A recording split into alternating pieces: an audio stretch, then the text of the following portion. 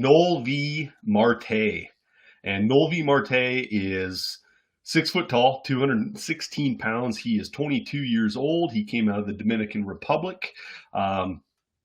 This year, we have a big sample size here. We have 1,502 at bats, and these are fluctuating numbers. He's one of the guys that a lot of people were really, really high on, and it's not that he hasn't shown amazing stuff, but he's just been kind of, yeah, he's pretty decent. So I'm going to do double A and triple A stats here. In double A in 2023, he had 196 at bats. He batted 281, on base 356, slugged 464, on base plus slugging is 820. He had 8 home runs and 10 stolen bases. 38 strikeouts, 22 walks. All those numbers look pretty good. He gets promoted up into AAA, has 143 at bats. He bats 280, on base 365, slugs 455, and on base plus slugging of 820. 8 stolen bases and 3 more home runs.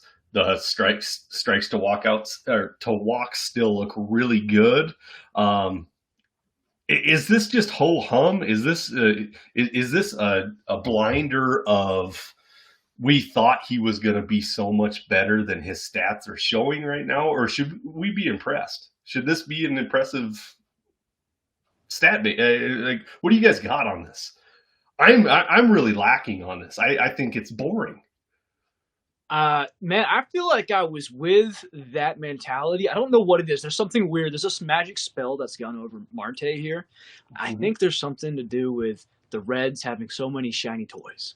One of them being this Ellie De La Cruz guy. Maybe you heard of him. Then there's Matt McClain, great baseball name. And there's so many things happening with the Reds that somehow this guy is flying under the radar. I'm looking at some prospect rankings from various outlets. It was kind of like I remember he was kind of skyrocketing in 2022. I see here he went up to, number 11, overall prospect. And I think he was a little bit trimmer. He was leaner. Everyone was thinking maybe, 30-30 kind of guy, and then it's like he put on some weight, a little bit more of a chunky boy now, get up to 220, something like that. And he's kind of dropping. I see a rank here of, in the 60s. Then what does he do though? As a 21-year-old, he comes up to a team that was in the playoff hunt as well. And I'm not underwhelmed by it's a 30, what is that? I think it was a 35 game sample size in the major league level at the end of the year. And he's got himself a 316. Lost my page now like an absolute. This is my rookie episode. Yeah. I'm allowed to make a mistake. No worries, man. Thought 5 seconds ago. I think it was 315 batting average he finished the year with. 316. You're right. 316. There you go. 316. And 366 OVP. I'm not underwhelmed by that in the slightest.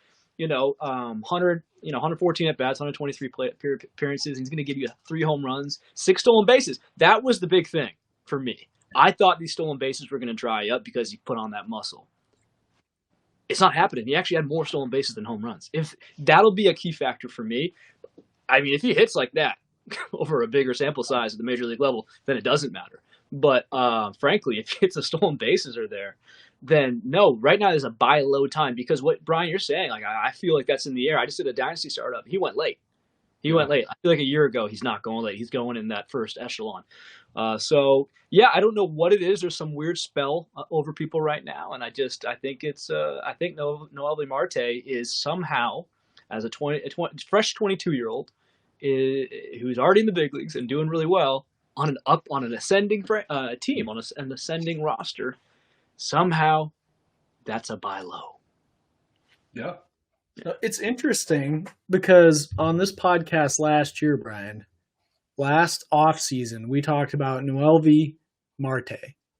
And on that podcast, I said I thought Noelvi was overrated the previous year. And then last year, I felt like he became underrated because he started hitting midseason and nobody was paying attention to it. And we said on that podcast, buy Noelvi Marte. Do you recall that? Oh yeah.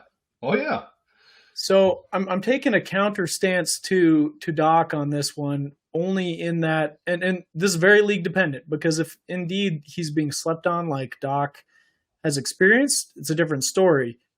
But my experience is that because of his strong major league sample, which I believe is a mirage, not that he can't be a good major leaguer, just I don't see him hitting 316 through the course of a season, and hitting with quite the power that he has. He should have decent power, but not quite as much as I think he showcased in his first taste. So I view him right now as a sell opportunity.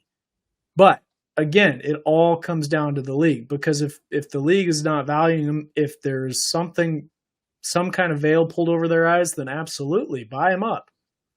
I think we're looking at a guy that's going to hit from in the range of 260, 270 as a major leaguer, with double-digit home run potential, double-digit steal potentials. That's the player I've always seen. I always felt like people were aiming way too high when they were billing him as a potential top 10 sort of guy. I never saw that, and I still don't see that, but I see a pretty solid all-around player, and that's what you're buying. If the league is misvaluing that, negatively, like they see him as worse than that, buy him up. If they're valuing him as higher than that, sell him. Yep. I agree on all points. I love there was a couple words that Doc used, shiny new toys, in the Reds organization. I think that bumped him down way too hard. I believe I have him in the 30s in my prospect ranks. I'd have to look at it. I don't have it in front of me right now. I think I might be a little bit low on him. Do you guys think he starts in the major leagues next year, or is he? I was about to ask. So a signing just happened. Jamer, saying it wrong, like Candelario. Candelario. And so he's coming in playing third, and so that's a question, right? Someone's getting bumped here. So is it Marte? Is it Ellie? I think Marte left a better impression at the major leagues last year. So it'll be very interesting battle in training, in spring training, to see how this goes. Because, eventually there's going to be a log jam in Cincinnati. There already is one, and it'll be, how that shapes up is it's like may the best man win, may the best prospect win. And it's going to get worse because they've got some talented young dudes coming up too. So, yeah, and just to end on that note, I hated that signing. Candyman did not belong in that lineup. I'm sorry, Candyman, you were a Tiger. I loved you, but you have no business being on that roster. I apologize.